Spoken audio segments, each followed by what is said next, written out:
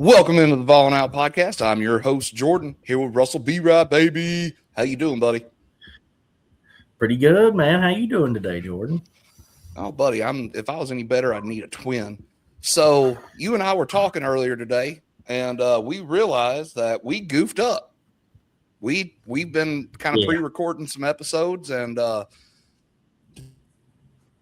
tell you how irrelevant Kentucky is to us as far as a football school goes. We sailed right over this one, went straight to Texas A&M, which is weird because the way the schedule lines up, this game could be a trap game. You know, yeah. So Kentucky's irrelevant every sport to me, 100%. Oh, but you know, I hope we get some of the Wildcat faithful in here. Big Blue Nation, baby. Saying we'll wait till basketball season. Well, we will. That's all. Because that's all you got. Basketball season. I can't wait till basketball season. Reverend Rick Barnes going on you on the court too, so I'll get you some of that right there. All right, let's dive into this series history here. It dates back to October 21st, 1893. Vols lead all time, 86-26. For the coal miners, that's 60 games. And I sat here and I'd done the math.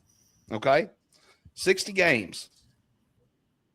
That means Kentucky would have to rip off 60 consecutive to tie this series right now. It's going to be 61 after this year. I've seen some wild games in this series. I've seen some wild games in this series. I'm not going to sit here and say Kentucky's not had opportunities to beat us. But it just seems like we're that team. It doesn't matter if they field the best team they ever had. They find a way to lose to us. I've never understood it. That's an interesting question to ask right there, Jordan. What's the best Kentucky team you've seen from them to come and play us? Man, honestly, probably that 07 team. Yeah, probably. I mean, they've had some good teams since then, but that was probably it. That 07 team. And then great quarterback. 2018, their team was pretty good too. I mean, it was solid. They were, but they come up here and we spanked them. But here's the thing: I will be 97, so probably dead and gone if they were to rip off 60 games in a row. I'd want to be dead and gone if they ripped off 60 in a row on us. I'll be 97 by the time this series is tied if that happens. My kids won't see this happen. My kids will not see this happen. This series will never be close. I'm sorry, it won't. They're grandkids. My grandkids will never see it happen. Their grandkids will never see it happen. Man, Kentucky's been getting their crap kicked in Neyland for years. We've been going up there and doing it to them for years. They're like, he's already dead. Stop. Right? Poor team. I feel sorry for Kentucky, though. I really do, because that program is in a pretty decent spot. If you could get somebody in there that really knew what was going on, they could sell that spot, I think, and make that team a lot better than it is. You're right there next to Ohio and everything. That team's got a lot of potential. They've never met that potential, because they've got a great team to the south of them and us, and then great teams below us as well. None of those dudes in that area want to go play for them because they never have a coach that's worth playing for. Right. No, I would agree with that. Now, I do think Stoops was really good. He was perfect for them. He was a good fit. I think he was a good fit. And then Rich Brooks was decent, But yeah, it's just one of those things, man. Another stat for you: Vols lead all time in Neyland, 45-11. Currently riding a 5-game win streak in the series and are 8-2 in the last 10. The last two coaches to lose to Kentucky, Lyle Butch Jones and Jeremiah Pruitt. Let that sink in. Derek Dooley didn't even lose to this team, did he? Did he get beat by Kentucky when he was here? He did. One time? Remember, it was one year that one time they played a wide receiver at quarterback. It was once. How many times did Fulmer get beat by this team? None that I remember. So the majority of the losses that we can remember as people being on this earth, Jordan, came during the 3 worst coaches we've ever had. Yeah, pretty much. What are you going to do? Pretty much. The last Kentucky win in Knoxville came against Jeremiah Pruitt in 2020. Before that, I have to go back to 1984. I don't count 2020. I never count 2020. It was such a weird season, COVID, everything like that going on. So you really didn't see the full strengths of any of these teams. I mean, majority of these teams sit out the season. So, yeah, I don't count 2020. Good job. You come in here and beat us when we hardly had any fans in the stands, if any. You get off of it, dude. Seriously, you're not going to beat us here. This team sucks.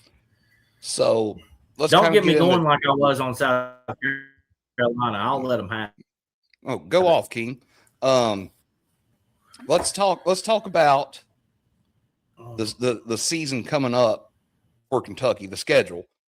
Open up with Youngstown State. I'd say that's a win. And I would pencil that in as a win anyway if I'm a Kentucky fan. Bama comes to town. They go to Texas A&M. South Bama, that's a win. Texas A&M, Bama, those are 2 losses. I would say I've got at South Carolina marked up as a toss-up. I would lean more towards a loss on that one too. LSU a loss. They got to go to Oklahoma. We'll call that one a loss. And then they play Vandy before they come to Knoxville. I say they limp in 3-7, maybe 4-6. If they're 5-6 or whatever, or no, they'd be 4 whatever. If they've got more than 4 wins, I'll be shocked. I don't see it happening. I mean, are you counting Vandy as a win? Because I'm going to tell you right now, I don't see them getting it done. New head coach up there against Clark Lee, who's got something established at Vanderbilt. I don't know if we can count that one as a win for Kentucky. I mean, it's in and Kentucky, that's crazy. We're having to sit here and give back and forth between Vanderbilt. You know, I'll give Kentucky this as a fan base. Football, they've always showed up. I can't deny that. They always show up to support. So I mean, I've got that one as a toss up simply because it's at Kroger Field. Other than that, I really don't have any other reason to think that Kentucky's gonna get that one. But you know, man, we talk about it every year. We know how this goes. They come in horned up, and we send them back to the coal mines. Just tails tucked with a loss, and then have to hear, just wait till basketball season. We know. We know. We get it. We get it. Now, this is one scenario that I'm gonna give where I think Kentucky could sneak in here, not beat us necessarily, but give us all we want. And if it's a game going into the 4th quarter, we might have a problem. It comes in between on the schedule, a trip to South Carolina and a trip to Texas A&M. Trap game. It's got trap game written all over it. You know, and even I heard that home, it's got trap game written all over it. I heard that in 2022, and Will Levis and company come up here to Neyland, and everybody was saying trap game. Pretty sure Kentucky was ranked 19th in the country when they came in here. They only had a couple losses. Tennessee sitting 3rd in the country at the time. Everybody really thought Kentucky had a real chance. They left the stadium that night holding a 41 through Lexington. I'm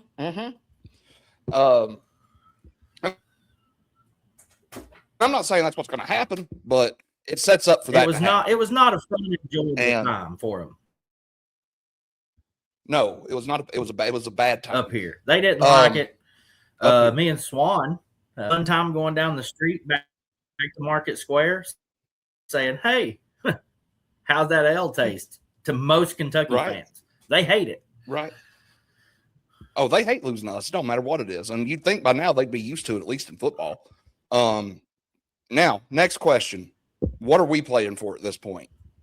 I think with how we've picked the schedule so far, you've got 3 losses already. I've got 2. Sure. I think if it plays out how I've got it up to this point, we're still looking at it like, okay, playoffs maybe, but at the same time, we could also be, worse off than what we are for this one, than what either one of us think. And it's like, well, what are we playing for other than pride?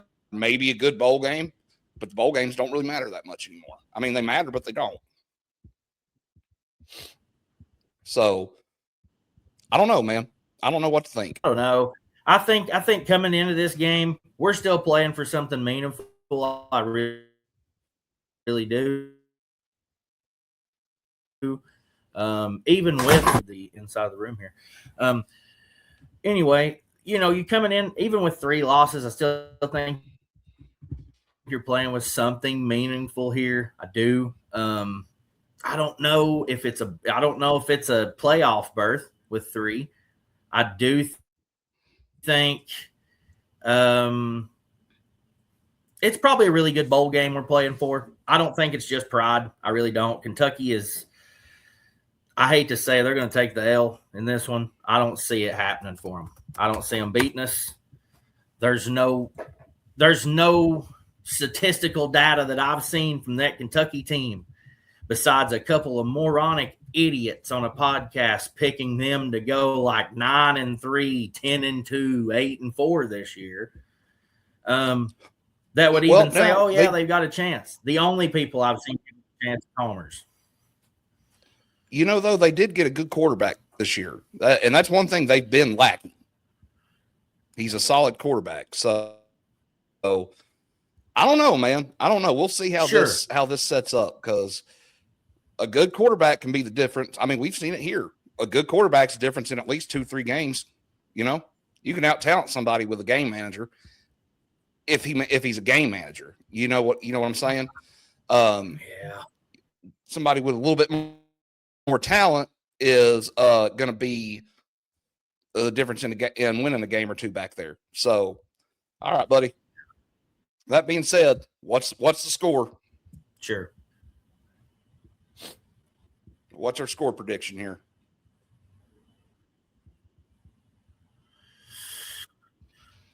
Score prediction, 49-10 Vols. You know what? I'll second that one. That sounds like a good score to me. 49-10. I'll go with that one.